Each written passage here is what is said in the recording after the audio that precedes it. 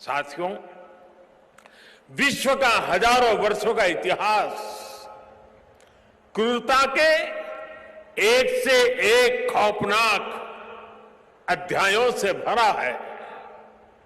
इतिहास से लेकर किंवदंतियों तक हर क्रूर चेहरे के सामने महानायकों और महानायिकाओं के भी एक से एक महान चरित्र रहे हैं।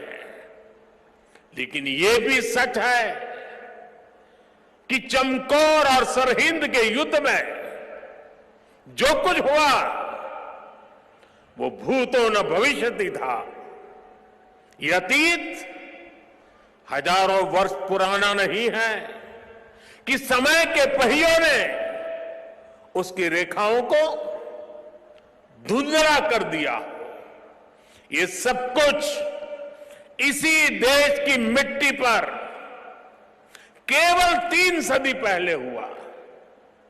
एक और धार्मिक कट्टरता और उस कट्टरता में अंधी इतनी बड़ी मुगल सल्तनत, दूसरी ओर ज्ञान और तपस्या में तपे हुए हमारे गुरु, भारत के प्राचीन मानवीय मूल्यों को जीने वाली परंपरा, एक और आतंक की पराकाष्ठा, तो दूसरी ओर अध्यात्म का शीर्ष, एक और मजहबी उन्माद, तो दूसरी ओर सब में ईश्वर देखने वाली उदारता, और इस सब के बीच एक और लाखों की फौज, और दूसरी ओर अकेले होकर भी निडर खड़े गुरु के वीर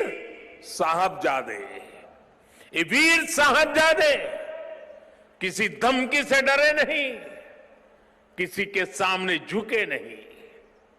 जोरावर सिंह साहब और फतेह सिंह साहब दोनों को दीवार में जिंदा चुनवा दिया गया। एक और नृशंसता ने अपनी सभी सीमाएं तोड़ दी,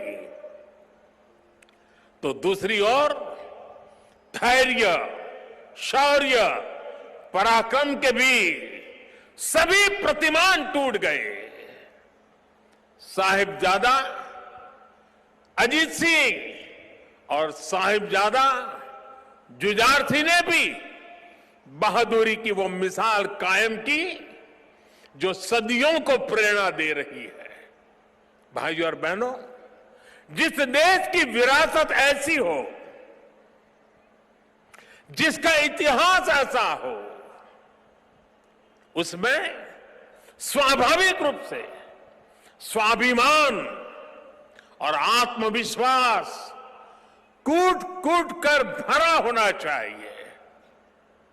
लेकिन दुर्भाग्य से हमें इतिहास के नाम पर वो गढ़े हुए नैरेटिव बताए और पढ़ाए जाते रहे, जिनसे हमारे भीतर हीन भावना पैदा हो।